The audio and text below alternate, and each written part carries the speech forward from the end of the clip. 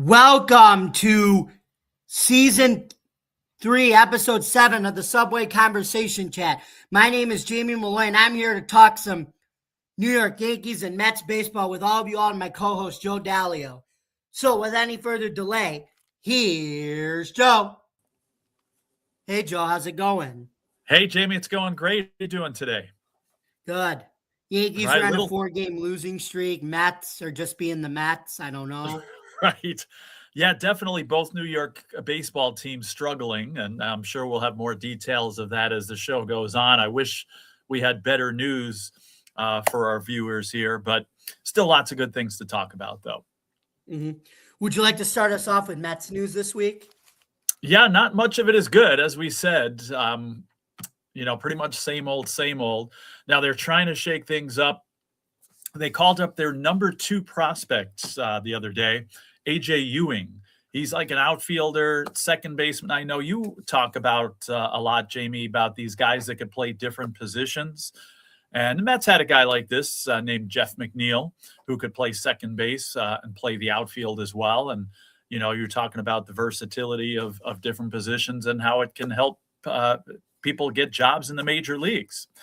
Now, Ewing, he wasn't originally intended. Like, I look at the top prospects and the ETAs and everything, and he wasn't really expected to make his debut until next year, 2027. But he's doing extremely well in the minor leagues. At Double-A Binghamton, he had a 1027 OPS. And then he was promoted to Syracuse, where he had an 827 OPS, still very good, 326 batting average at Syracuse. So definitely earning his spot and earning a try. And the Mets are doing anything right now to try to get some hitting and create some offense in the order. They did pick up last week Andy Ibanez, and he really had very mediocre stats previously. Started with the Mets 0 for 6. So in order to make room for Ewing, they designated Ibanez for assignment. So again, he was 0 for 6 and 6 at-bats with the Mets. Now, just to give some injury updates here, Francisco Lindor, he's scheduled for a follow-up MRI either tomorrow or Thursday to see if he's able to resume baseball activities. Either way, he's probably not coming back until at least June. Perhaps the middle of June. We don't know yet. Again, I think this MRI will go a long way in determining, when he comes back.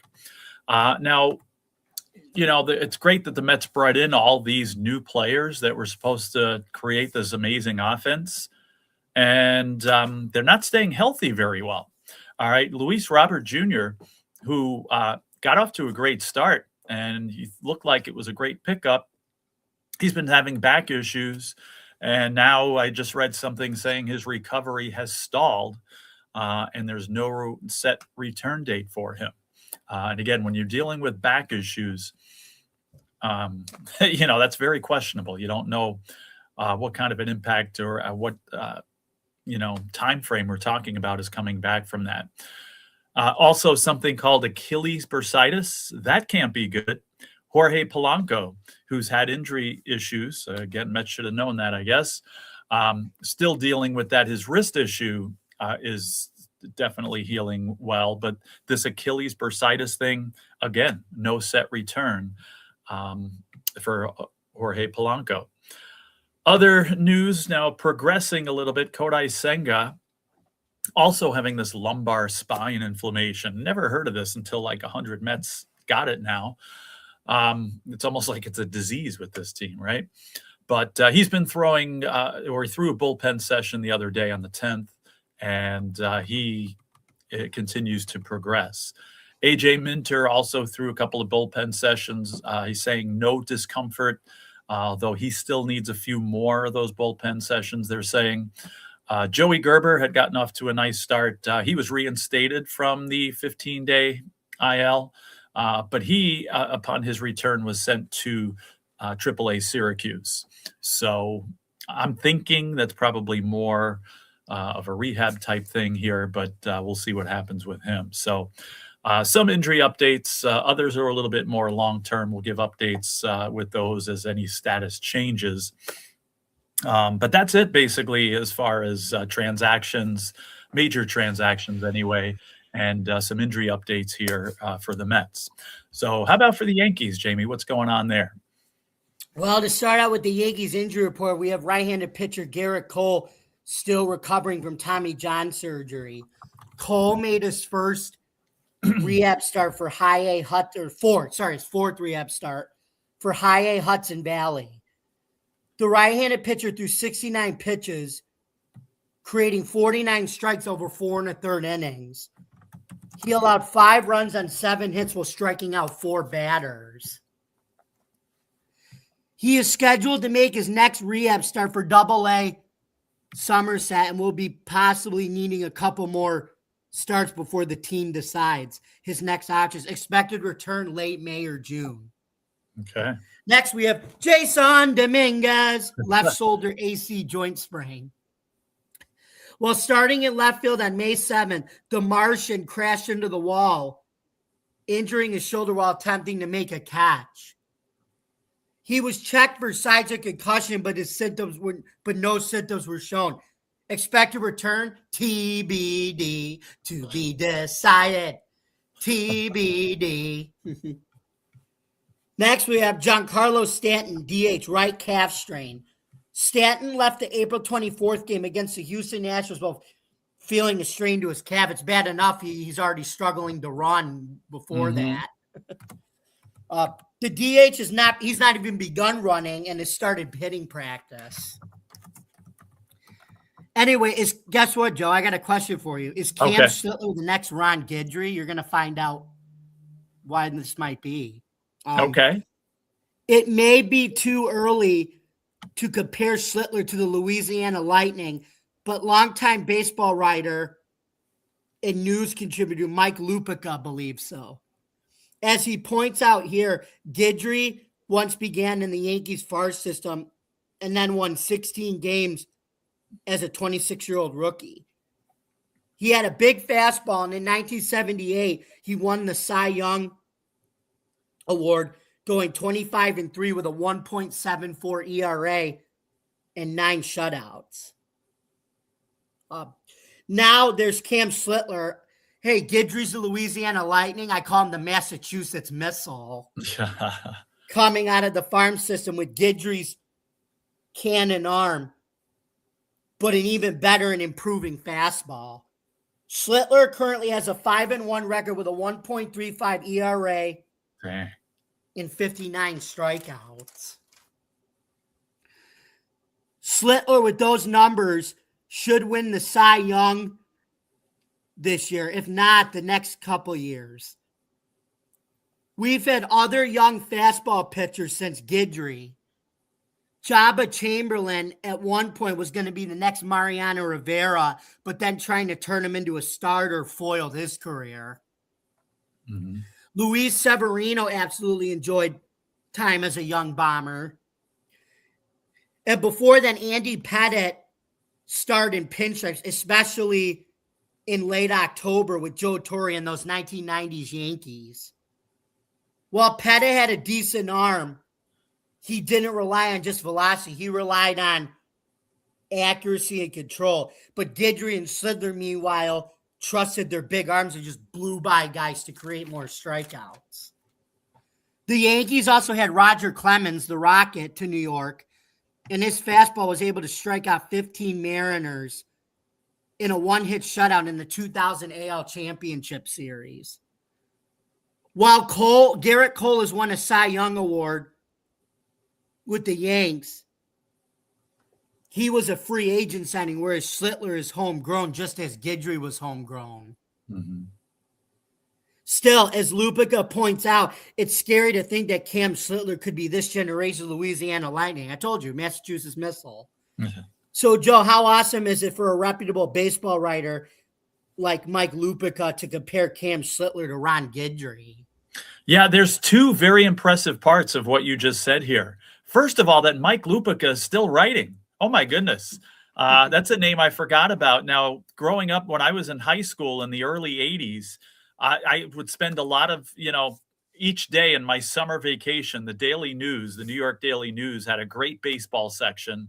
And like an hour a day. I'd be studying my baseball stats in that section. I was reading Mike Lupica since middle school, and which had what 2 or 3 years ago? No, just kidding. But just since middle school, high school, even beyond that, I've been reading Mike Lupica. So amazing that he's still writing. So again, he knows what he's talking about. Let's just put it that way. And so to make this comparison here, I don't think it's really outlandish at all. I think it's a great comparison, especially, and again, to think that perhaps the way things are starting out here, that again, knock on wood, he stays healthy here. I don't think there's any exaggeration in saying that Schlittler is even more progressed at this point of his career than Guidry was at that point. So, you know, it'd be great to see him keep going and keep performing like this.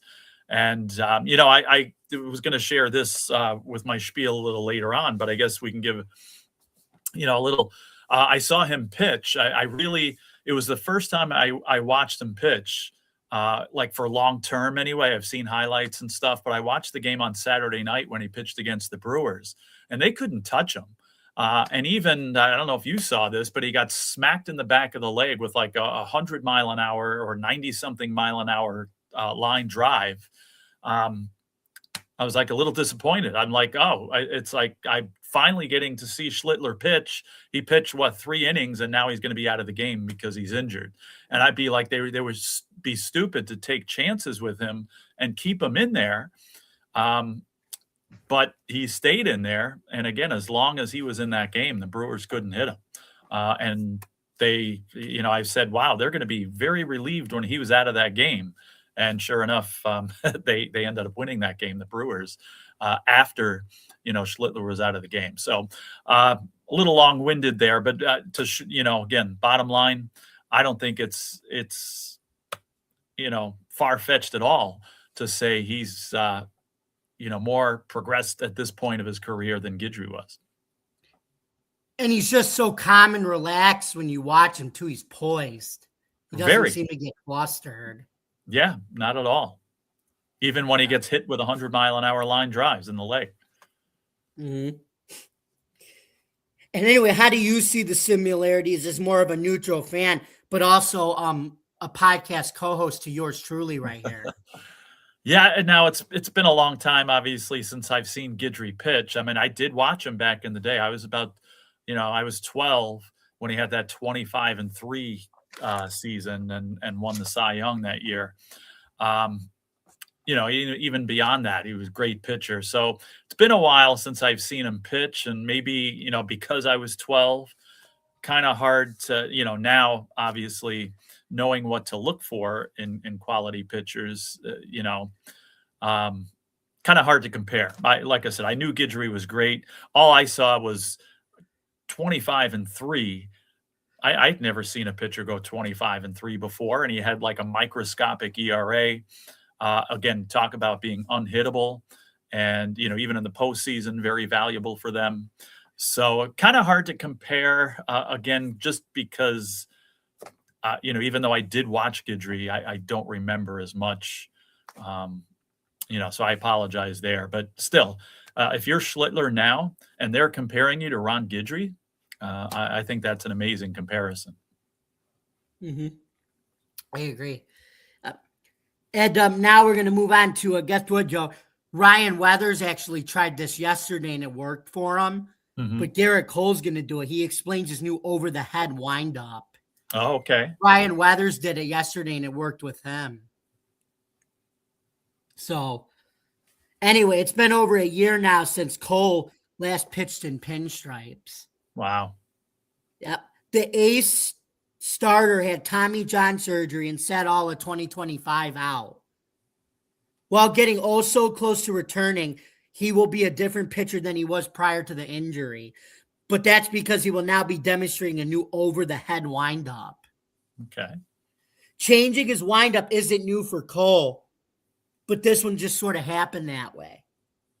And he told, right here, we'll see, we have a quote here. I really don't have a good answer for it, Cole said to Greg Johnson of the Trentonian. Just throwing the ball with Yankees PT and rehab coordinator Joe Bello all last summer, just doing this, and it felt kind of good. Keeps the rhythm going. I got a lot of positive feedback. People like it. Not that I make changes if people like it, but it's nice to hear. I just generally enjoy the rhythm of it. I think it keeps the tempo, the delivery kind of upbeat and fluid. Cole just threw 60 pitches in his third rehab start for AA Somerset. He made 17 starts in 2024 before suffering a season-ending injury. But the 12-year athlete should come back and be one of the most dependable pitchers on the team again.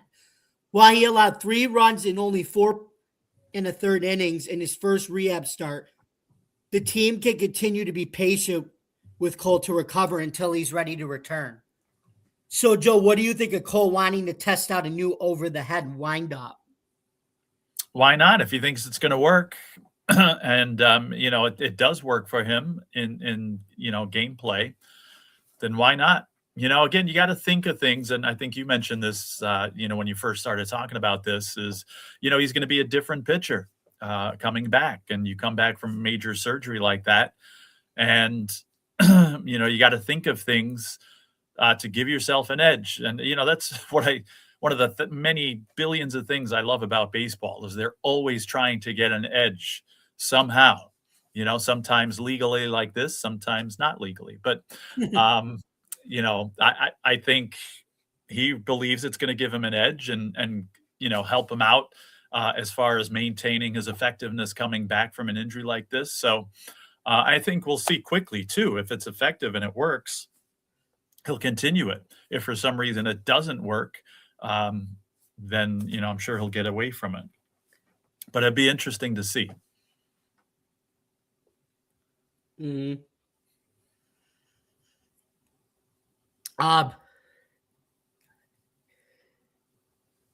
Anyway, and how could this help him, you think, manage his arm while looking probably for more accuracy? And how do you think it's going to help him with his arm, especially because he's still throwing 95, 96, and 97 in his rehab starts, which is a good thing. He hasn't lost velocity at all, which is a good sign. All right. See, that would be the first thing I would think of. If he lost some velocity because of the injury, then I would think something like this might, kind of account for that. Otherwise, again, just anything that he feels like would give him an edge, it's worth a try, I think. No, but I think the old style pitchers used to do over the head back in the 70s and 80s. Like, I think, as we mentioned, I think Ron Guidry was an over the head guy, I think, wasn't he? Yeah, I believe so. I mean, most pitchers were, if you want the truth. I mean, I remember all these pitchers going over their heads, and guess what happened, Joe? They went deep into games because of that. I wonder if Cole's thinking that. Ryan Weathers might be thinking the same thing, both them and Cole. It's like, maybe we want to actually go deep into games. Yeah, as much as we want it to happen, Jamie, I mean, maybe one day we'll get back to that. But I'm saying maybe those two for themselves want to do it with the over the arm throw like they did back in the day. Why not? Give it a try. Anything that can bring that back, I'm all for it. Mm-hmm. Yep. Anyway, speaking of more injuries, Joe, but guess what? This is also an old school virtue that they're doing now. We always pray for the day that this happens, but are the Yankees actually being smart in their patience with Giovanni Cruz's promotion? Kind of actually doing what the minor leagues are for, and that's developing guys and not rushing them up to the big leagues quick when they might not be as ready. Right. So anyway, injuries have affected the Yanks roster throughout the 2026 season. Their multiple nicked up bodies have forced many early call-ups, but one who's potentially waiting for his is Giovanni Cruz. The 26-year-old Dominican flamethrower has been lights out in AAA, going 4-1 with a 1.72 ERA and 21 strikeouts in 15 2/3 innings. And I think I told you last show, Joe, remember he can throw 100 and 101 out of the bullpen, which would help too. Mm-hmm. And based on those numbers, you could say Cruz is an upgrade right now over Wishy-Washy Arms and Jake Bird and Camilo Doval. Instead of Duval. Yep. Is he from Jacksonville? No, he came from the San Francisco Giants. Anyway, the Yankees have passed on promoting Cruz and have relied on other arms such as Yuri De Los Santos. Oh, I remember him. It's been a while with him. Brendan Beat and Kevin Castro. While frustrations might be building with the fans as Cruz is staying in AAA, in an era of early call-ups to the big leagues, old school patience is still a virtue, and this is in this case. Mm-hmm.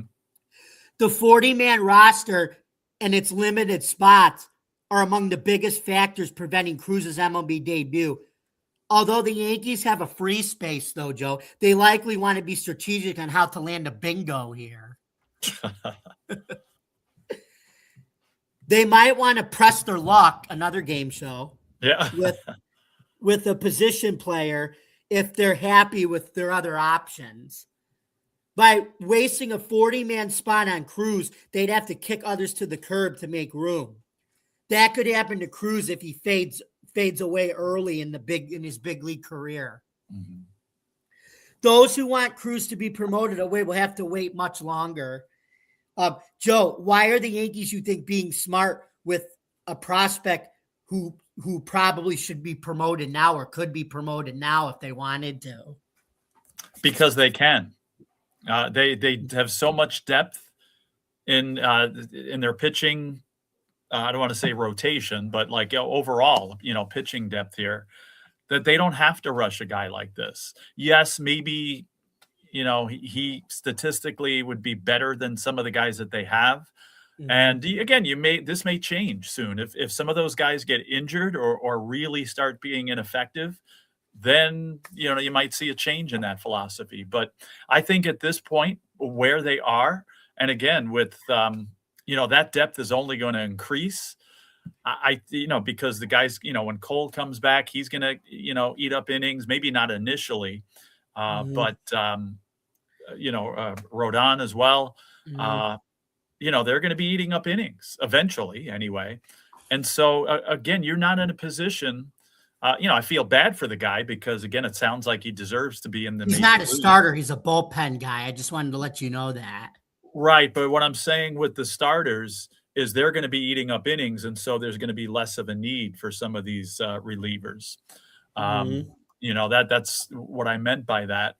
Yeah. So again, right now you can, like you said, what are the minors for, Jamie? Letting these guys develop. And you mentioned that before. So let's give this guy a chance to continue to develop, to keep his, his confidence going. I mean, those stats are amazing. So then if you get it to a position where, again, you need him because of injury or ineffectiveness, then you give him a chance and bring him up. And again, I feel bad for him because he, again, sounds like he deserves to be there. But again, not the end of the world. And he's just going to get a chance to develop. And the Yankees are in a position where they can do it this way. Mm-hmm. But see, the one thing I'm worried about, Joe, is like I said, I told you he can already throw triple digits. He can throw over 100, and I hope it's not just being wasted like in AAA when he can show that off in the MLB, because he can already throw that. Right. No, that's true. But still, and how refreshing is it though to see a player during being developed right instead of being rushed to the MLB all through levels right away, only to get sent down back like Dylan Cruz with the Nationals, where he made it really, really quick. He made it through all three levels right to the Nationals, and he started this season back with the Red Wings on AAA. Mm-hmm. Yeah, and then you get other teams that it's the opposite. They rush a guy because they're in desperate need, and they maybe rush a guy before he's ready to get up into the major leagues. So again, the Yankees are in great position with a lot of pitching depth. They can afford to let him develop further in the minors. Yep. Anyway, guess what? R.I.P. Bobby Cox. I know first John Sterling and now Cox in a matter of days. And then, but also we're going to talk about the secret of Ryan McMahon's sudden hitting streak. Okay. So with longtime Yankees radio broadcaster John Sterling passing away at the age of 87, the MLB lost legendary Hall of Famer manager Bobby Cox. Cox managed the Atlanta Braves in 2 separate stints, leading the franchise to 14 straight division titles, 5 NL pennants, and a 1995 World Series title with some pitcher. I think we know him, Joe, right? He's probably one of the greatest of all time, and that would be Greg Maddux. Mm-hmm. Yep. Anyway, Cox also holds the record for the most ejections at 162, but guess what? It's actually 75 ahead of Aaron Boone. Wow. No, but I think it might even be ahead of Earl Weaver, too. You would have thought Weaver would have had more than Cox, but no, Cox has more than Weaver. I think it's just because Cox managed longer. Yeah. Weaver could have broken the record if he managed longer. Though. Right. Anyway, Cox played in the minor league systems of the Dodgers and Braves before being traded to the Yankees in 1967 for Bob Tillman and Dale Roberts. He played for the Bombers in 1968 and 1969, playing alongside Mickey Mantle, and appeared in 220 games. He batted .225 with 9 home runs, 58 RBIs, and an 87 WRC plus. Although, Joe, just think that 225 wasn't great back then, but that would he'd still be in the league now with that because the batting league average is only 240. Right. So, guess what? He managed the Yankees minor league system from 1971 to 1976. It was Billy Martin's first base coach for the 1977 World Series title. Or I'm surprised he was never the active manager. You know how many times George Steinbrenner hired and rehired Billy Martin. Yeah. Billy Martin. I'm surprised he didn't do that with Bobby Cox, but he didn't have to.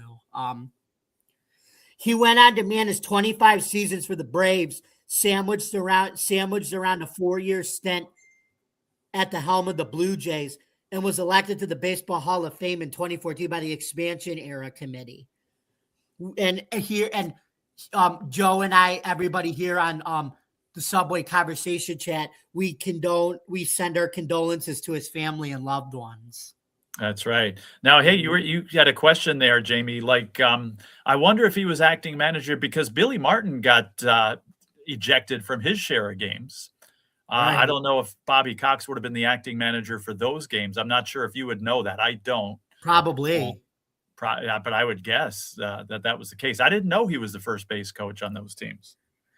Well, he was the manager in the farm system, and then he got promoted to be the first base coach. Gotcha. Kind of like Seth Dapper. Remember, he started with the Amerks, and now he's promoted to the Sabres. But right, okay. As an assistant, so Joe, how sad is it to lose both John Sterling and Bobby Cox in a matter of days? I could see weeks, but days. Yeah, it's just, it's definitely sad. And you got 2 guys that are pure class. That's all I ever heard about Bobby Cox. Everybody loved him and said how classy he was.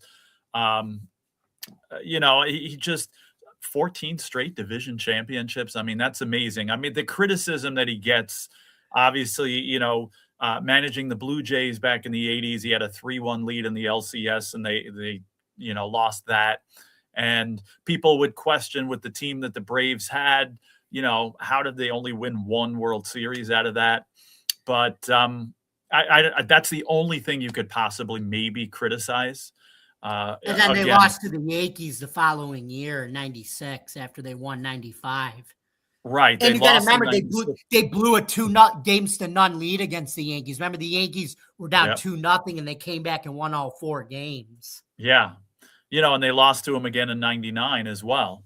Got swept, I think. Yes, you're right. And so guess what? The Braves had a better regular season record than the Yankees because the Yankees were 99 and 63, and the Braves were 103 and and 103 and 59, I think. What was that, a 99?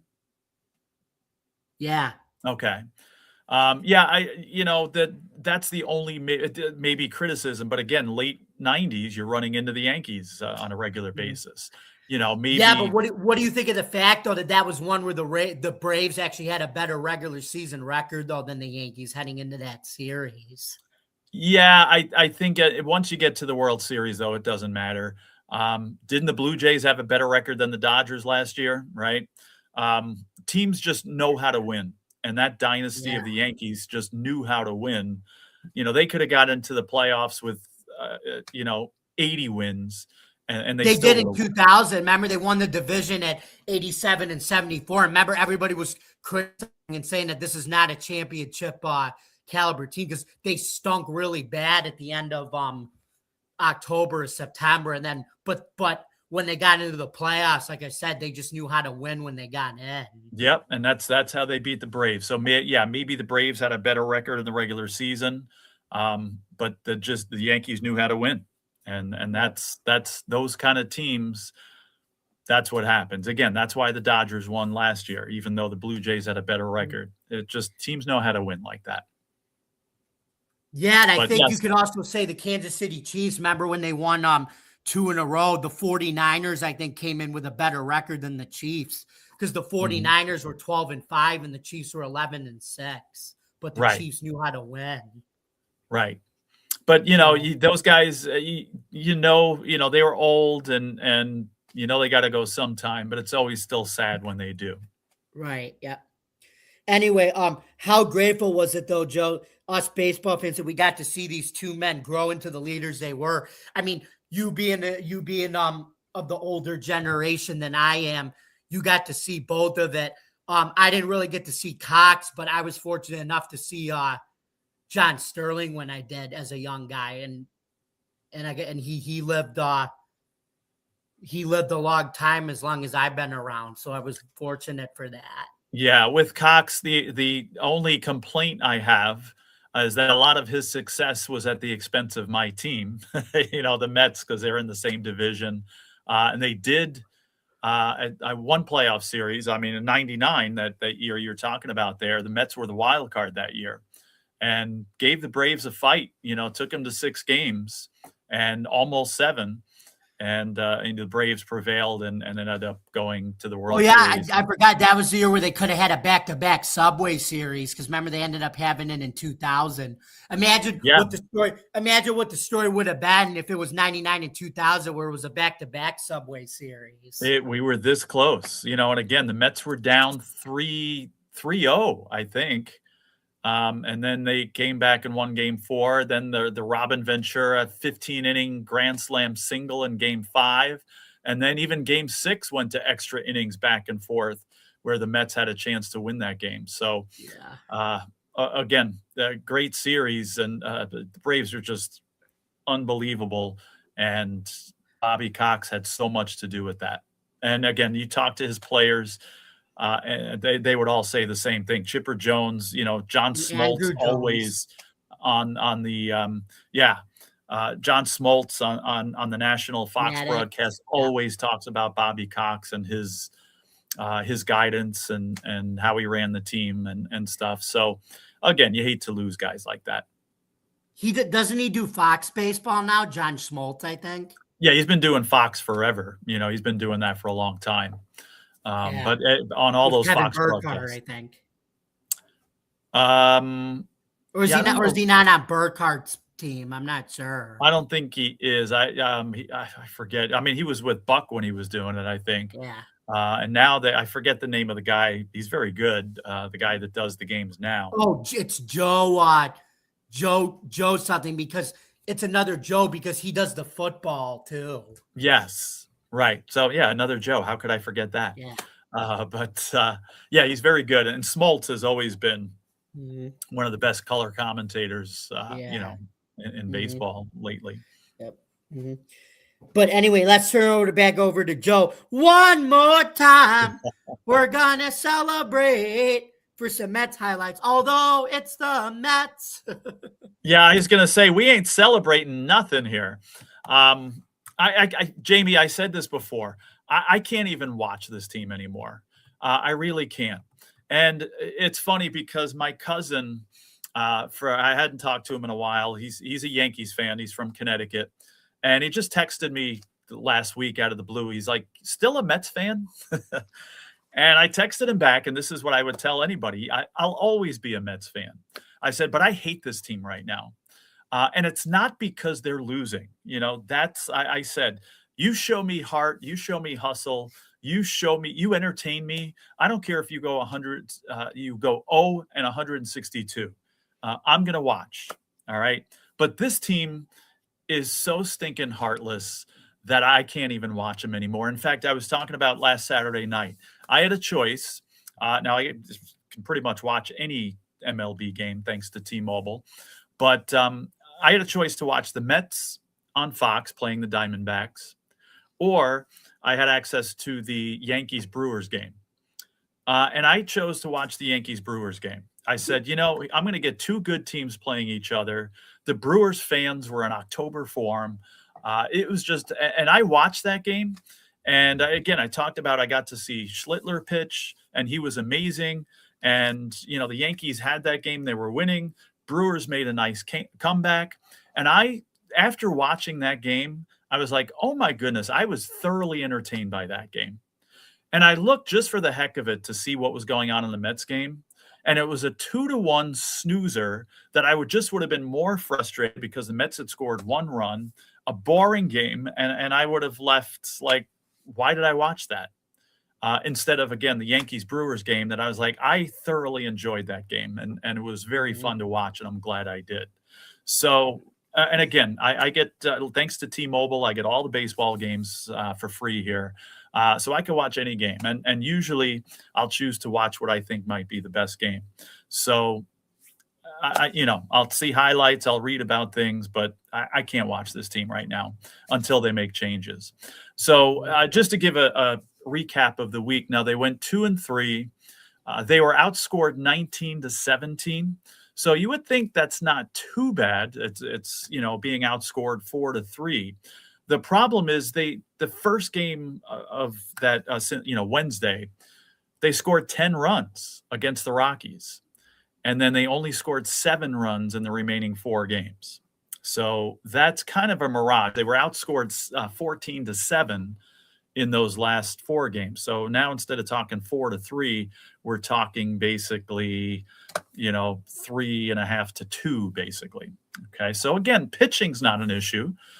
They just can't hit. And there's absolutely no heart whatsoever. Now, let me give you some highlights. Some guys that are smacking the ball really hard. Now, poor Francisco Alvarez, again, you look at the StatCast categories and the hard hit rates and exit velocities and all that. He had 111 exit velocity in there at some point. He had a 50% hard hit rate, things like that. Not the numbers not showing it though. Now, but there's expected stats that I like to look at.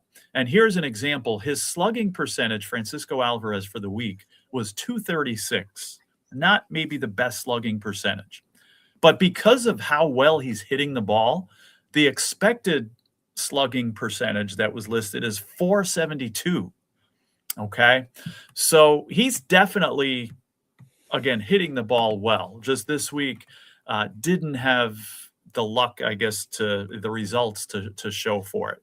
So hopefully he can continue to do that, because last year he was hurt and he wasn't hitting the ball hard and was really struggling because of his injuries. So it's great to see that he's hitting the ball so well. And again, that expected stat, that means that that's where, he should be based on how he's hitting the ball. Really, the only other highlights I could talk about, there was a couple of guys that had a home run and 2 RBIs, like Beatty, I believe, maybe Vientos. They both had, or Soto even, but they both had batting averages in the 100s. So really nothing much to talk about there. Now, nice to see Marcus Semien finally getting on board here. He's probably the top offensive player of the week for the Mets. He did have a home run and 2 RBIs as well, but a 1038 OPS. So definitely making some progress there. Now, as I said, pitching, certainly not the issue here. Nolan McLean continues to make claims for Rookie of the Year. 6 innings pitched this week, only 3 hits, 1 earned runs, 6 strikeouts in those 6 innings. I mentioned last week that Christian Scott had come back, and he's been starting some games. They've been using him as kind of an opener, more as a starter. I mean, it lists him and gives him credit for a game start. But again, this week too, 4 2/3 innings, 3 hits, only 1 earned runs, 6 strikeouts in those 4 2/3 innings. So definitely nice to have Christian Scott back. Another positive development, David Peterson really struggling this year. He had a much better performance this week, 5 innings pitched. In fact, he might have even come in that game that Christian Scott started. But 5 innings pitched, 4 hits. He gave up 3 runs, but none of them were earned. So again, positive, and hopefully David Peterson can turn that around. Now, I'm going to say this. I wrote this, in my notes here to talk about it because I thought about this earlier today. I think this team has hit the lowest point in their franchise history. I'm going to say that here on this podcast. Now, people may argue with me. People might say, well, hey, come on. You were watching them back in the 70s when they were like the worst team in baseball, when they were getting 5,000 fans at Shea Stadium, and they were even closing the upper deck because they had so few fans that they literally closed off the upper deck. And again, this team, was for 4 or 5 years one of the worst teams in the league. And again, nobody going to watch them. But here's why I think it's worse now. Back then, see, the deal now is they've overspent. Okay, they spent all this money, second highest payroll in baseball, and they got a heartless, unsuccessful team. Okay, now they were unsuccessful back in that 70s and early 80s period, but it was for the opposite reason. Ownership was not spending, and they were being cheap with the team, and it was because of the lack of payroll. That they had the resources and just weren't using them. And instead, you had a bunch of young players with very little talent. But yet you talk to Mets fans today and you bring up some of these names from back then, John Stearns and Bruce Beauclair and all these, Doug Flynn, and all these players that, would bring a smile to Mets fans' faces here because they're from a dark point of their franchise history. But these guys played with heart. They just weren't very talented and didn't win ball games. But you didn't mind watching that team. And this team, again, you got people like me that have been Mets fans for, 55 years, and I can't watch them at this point. And I won't watch them until they make a change. Anyway, coming up this week, they got the Tigers tonight, tomorrow, and Thursday afternoon. A series that I'd probably be a little more excited about had the Mets been playing well. The Yankees coming in, and we'll see what happens with that. Maybe that gives some kind of spark to the Mets, at least to try to beat the Yankees there. I don't know. We'll see. Then early next week, a 4-game series at Washington. You would think an opponent like that would give the Mets a spark, but no. Again, they get beat regularly by the Rockies, by the Diamondbacks, at home sometimes too. Now that series is at Washington that they're going to. Can't believe we're a quarter of the way through the season here as we speak, or basically after tomorrow's game. The Mets are going to be a quarter of the way through the season. And that's why I am still livid that they won't make any changes here, because they still have 3/4 of the season left with this roster. 3/4 of the season left to get back in this race and to play inspired baseball and to get themselves in position to win some games and make some moves. But they're too stupid to do that. So 15-25 right now, 12.5 games out of first place. I don't see that changing. Again, me, Jamie, and if anybody watches this on a regular basis, that I try to see the positive. I don't like to criticize, but you can't help not criticizing this team. Again, if they played with heart, if they showed the impression that they wanted to win, I'd watch anytime. But they're not showing that. So that's where we're at. I'm going to send it back to you, Jamie.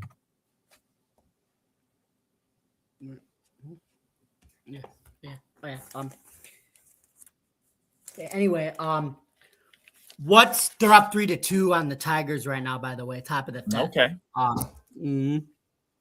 Good anyway, start. What's the secret to Ryan McMahon's sudden hitting streak? It started with 3 words to Aaron Judge. Cap, what you got? The two collaborated by watching tape of McMahon swings together. Judge pointing out how McMahon was shifting weight from his back hip to his front heel too early. The two of them, plus Paul Goldschmidt and a couple of the Yankees hitting coaches, went into the batting cage where McMahon worked on keeping his weight back for an extra second, which allowed him to see the ball for longer. McMahon went from a 167 average and 52 WRC plus through the end of April, batting 375 with 192 WRC plus in May. Awesome. So, Joe, how smart was it for McMahon to ask Judge and listen to him on how to improve his hitting? Extremely. Yeah, you're going to one of the best hitters in the game. So a great move. Love how, again, he wants to improve. And he certainly knows who to go to get that assistance and everything. And, I like that WRC plus stat. I've kind of discovered it recently. And, they say 100 is like the average there. And so for him to be almost double that, obviously he's doing something right and doing something well. So, I've even started to use that stat, and some of those expected stats for, like fantasy games and player props and stuff like that. And it comes in handy. It works. So, so that's a great indication of the improvements that McMahon has made. Okay, yep. And how do you think McMahon could keep this recent hitting streak consistently going? Keep doing what you're doing. He made the right adjustments, and just stay focused on that and keep doing what you're doing, and just be mechanically sound like that, and just make sure you continue it. Mm-hmm. And guess what, Joe? Now we're going to talk about the Yankees prospects. You love this. Okay. This is your favorite segment of the show. Yep. I'm big on prospects. Love that. Yep. So we're going to talk about Double-A Somerset Patriots this week because there was no action in a rain delay in Triple-A Scranton Wilkes-Barre. We're going to talk about left field prospect Jackson Cartillo. He went 1 for 4 and struck out once, but extended his hitting streak to 14 games in Double-A. Awesome. Mm-hmm. And then we have pitcher Kyle, you could drive my car. He pitched 6 innings, allowing 4 runs and had a career high 8 strikeouts, but the offense couldn't give him run support. Didn't the Beatles make a song like that about him being able to drive their car? Something like that. I don't know. That was Paul McCartney when he was solo. Oh, okay. Anyway, Oswaldo Cabrera is blessed to be back this year. 1 year later, Oswaldo Cabrera has recovered from his knee surgery and playing with Triple-A Scranton Wilkes-Barre Rail Riders. And we have a quote here. It's crazy and interesting to look back and see all the time that I lost, but also see all the maturity that covered in my mind in a good way, Cabrera said.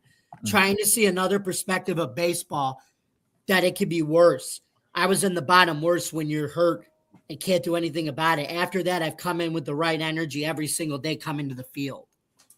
The video of that play is difficult to watch, but Cabrera said he has never looked at the replay, although he did see some photos of the incident. He does credit Yankees head trainer Tim Lenonich with getting him through the initial moments after the injury. After the game, many of his teammates, including Aaron Judge and Anthony Volpe, went to the hospital to visit him. Cabrera said that meant a lot to him. Mm-hmm. We have a quote. The next day, Cabrera flew back to New York to undergo surgery to repair his ankle on May 15th, ending his 2025 season. He was batting .243 in 34 games with fewer doubles, 1 home run, 11 RBIs, 11 walks, and 17 runs while playing third base. He worked hard rehabbing the injury, and he is on his way back towards making it to the MLB. We have another quote. Obviously, it was a lot of things with the ankle, and we were trying to fix it and get it better every single day, Cabrera said. Every day is much better, but at the same time, the tough part is getting my rhythm back after a year of not doing baseball stuff. That's the challenge that I have right now. It's nothing I cannot do. That's why I come here every day and try my best every single day. Cabrera at least isn't blaming his slow start on his injury. We have another quote. I'm just trying to find the best version of what I am, he said. We've been trying different things at the plate. That's why we are maybe not at the spot we want, but I know I'm going to get there. I've been there before, so I'm not worried. I know I can make it happen. Joe, how blessed do you think Cabrera is to now be healthy and getting back to doing what he loves and even having a chance to come back after last year he was in a hospital bed, recovering from a severe ankle injury that could have derailed his career, not just his season. Yeah, that's I'm sure he feels blessed to be doing what he loves and to be doing it well. So it's great to see. It was so sad to see last year, when that happened. But yeah, just great to see him come back and to perform well. And how awesome is it to see a great player and person like Cabrera put his trust in God while continuing to work hard and return to the MLB? I would recommend that for anybody. Yep.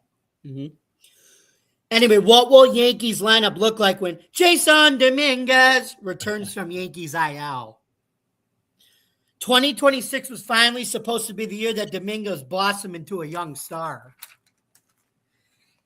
Dominguez continued to really hit the ball and continued to be speedy on the base paths. But another injury has put his prospects on hold again after crashing and hitting his head into the wall. In support of Dominguez, the Yankees cut Randall Grichuk to give him all the resources to succeed or fail. But out is Dominguez, and in steps Spencer Jones, told you finally, who has finally made his long-awaited MLB debut with the Yankees. The word around the Yankees is always urgency, so what should they do with Dominguez once he's healthy enough to play again? Right now, he must rely on two things, Spencer Jones and Giancarlo Stanton crashing out. Well, one of those you can expect, the other maybe not so much. While it looks like Stanton might not make it back until he can run, the jury is still out on young Spencer Jones when some people refer to him, including me, as Aaron Judge 2.0. In terms of his stature and how tall he is. Yep. Manager Aaron Boone knows Dominguez being shelved again is a bummer, but continues singing, but continues to sing his praises about what a great young man he is. And we have a quote here. Gosh, he's just such a good kid, Boone said. There's a joy he kind of walks to every day, no matter what's going on. He's very consistent in who he is. They love him in there. We've talked a lot recently about how well he's handled his situation here over the last 4 and 5 months. What's that shirt he wears? Be a good person. He kind of embodies that the way he goes about it every day, no matter what's going on. So, Joe, how frustrating is it for the same cycle happening to Dominguez where he shows flashes, then gets hurt. He shows flashes, then gets hurt again. Yeah, it was a crazy play. I saw it. I saw the highlight of it. And, you hate to see it because you hate to see it anyway, but especially he got it because he was playing hard. He was trying to make a great play, and then he gets hurt as a result. So, that makes it even worse. But he'll be back. And again, I know he's got some competition in front of him now and some concerns there, but you just kind of, again, let things play out and do your best and take care of yourself and just not worry about those things right now.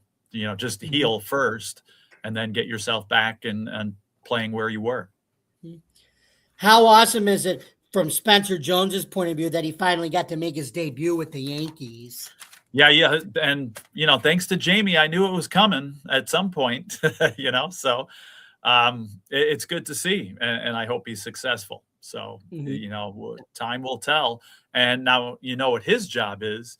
His job is to make that decision when Dominguez comes back difficult, right? Mhm.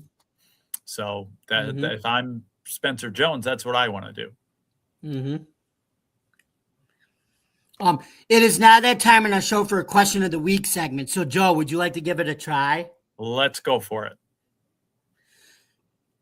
Okay, Joe, here's your question. Can you guess which National League team has won the most World Series titles? Yes. Is it the St. Louis Cardinals, the Cincinnati Reds, San Francisco Giants, LA Dodgers? Yeah, that one I knew the answer to before you said it. I hope I'm right here because then I'm really going to make myself look foolish. St. Louis Cardinals. You got it with 11. Mm-hmm. And the Giants and the Dodgers were tied for second with 8, followed by the Reds with 5. And now I think we know the Cardinals have won the second most World Series titles in baseball history. That's what I was going to say. Mm-hmm. Yes, but I thought the Cardinals were second overall, whether National League or not. They are. They are now, second overall. Do you happen to know? I'll ask you this. I don't know, and I'm not asking this as a trivia question. If you don't know, that's fine. We'll have to research it. Do you know what American League team has the next? Is it the Red Sox? What American League team has the most World Series besides the Yankees? Is it maybe the Tigers or I'm thinking maybe Red Sox? Because the Red Sox have what, about 6? Yeah. I'm just curious. And again, if you don't know, that's fine because I don't. But it's the Red Sox and the A's with 9. Okay. So that makes sense. Yeah, because I would have thought that. Maybe the A's I wouldn't have thought of. But the Red Sox I would have. Okay. Yeah, like I said, just popped into my head. Thought maybe we would know. Well, looks like we come to the end of our show.